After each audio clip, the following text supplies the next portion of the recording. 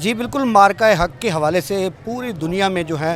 پاکستان کے چرچے ہیں، اور آج اس دن کی یاد کے لیے یہاں پر شیخ طارق رشید صاحب نے آج یہاں مارکہ حق کے حوالے سے پورے جو ہے ڈویژن کا یہاں پر پروگرام رکھا تھا۔ ہمارے ساتھ موجود ہیں، ان سے جانتے ہیں مارکہ حق کی کامیابی کا دن کو پاک افواج کے ساتھ تمام یکجہتی کیا کہیں گے، کیا پیغام ہے آج کے دن، اور پورے ڈویژن کے لوگ آج یہاں پر مدعو تھے، آپ میزبان تھے، کیا کہیں گے اس میں؟ جی بسم اللہ الرحمن الرحیم۔ سب سے پہلے تو میں رب تعالیٰ کا شکر ادا کروں گا کہ اس نے ہمیں یہ دن دیکھنے کو دیا، اور ایک سال پہلے جو ہمیں کامیابیوں سے ہمکنار کرایا تھا، آج ہم اس کی جشن کی خوشی منا رہے ہیں، اس کامیابی کی خوشی منا رہے ہیں۔ اور یہ رب کا بہت بڑا انعام ہے پاکستان پہ کہ اس نے اپنے سے کئی بڑے گناہ دشمن پہ ہمیں فتح دی، اور میں سمجھتا ہوں کہ یہ رب کی بہت بڑی کرم نوازی ہے۔ ورنہ ایسے ملک کے ساتھ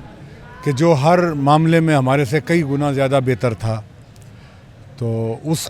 سے ہمیں فتح حاصل کر لینا، اس میں اللہ کی کرم نوازی کے ساتھ ساتھ ہماری جو مسلح افواج ہے اس نے اپنا بھرپور کردار ادا کیا ہے۔ اور ایک بات میں آپ کو بتا دوں کہ ہمارے جو عسکری ہیں، ہمارے جو فوجی ہیں، ان کے دلوں میں جو ہے جذبہ ایمانی ہے،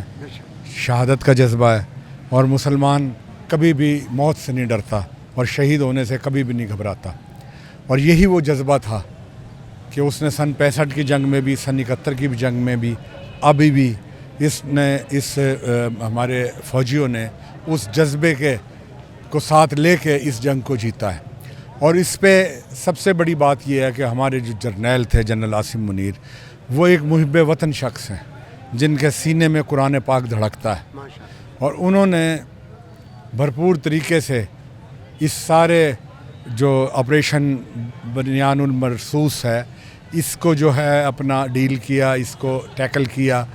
اور ان کے جہازوں کو نست و نابود تو کیا ہی کیا، ان کے سسٹم کو بھی بیڑا غرق کر دیا کہ ان کا جہاز بھی زمین سے نہیں اڑ پائے تھے۔ تو یہ چیزیں جو ان سی ہیں، یہ رب کی غیبی مدد ہے۔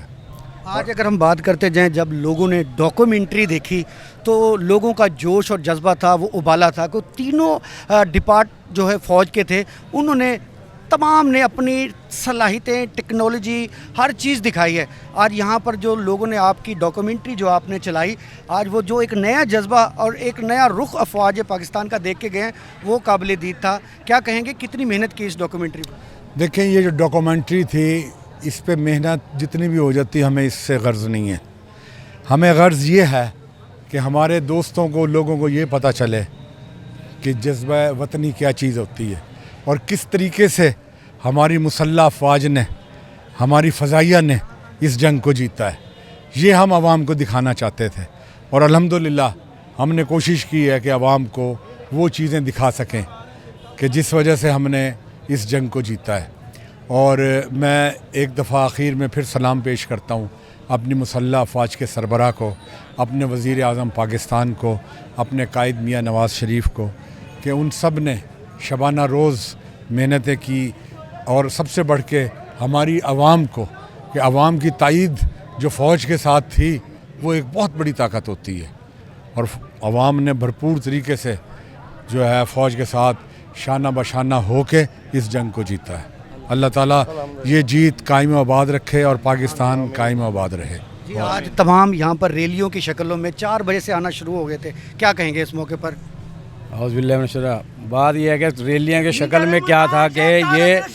پاک فوج کی محبت کے لیے تھا، اور صرف مودی کو یہ پیغام دینا تھا، جس طرح تجھے زندگی پسند ہے اس طرح ہمیں شہادت بہت زیادہ پسند ہے۔